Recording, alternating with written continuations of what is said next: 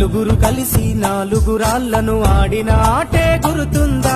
చిన్నతనమంటే కొంటతనమేలే, ఎన్ని ఏళ్ళైనా తీయని జ్ఞాపకమే. ఈ మానవ జీవన పయనంలో బాల్యం అద్భుతమే, మన బాల్యం అద్భుతమే. వీరి వీరి గుమ్మడి పండు వీరి పేరేమి, తాగుడు మూతలు దండాకోర్ వీరి పేరేమి.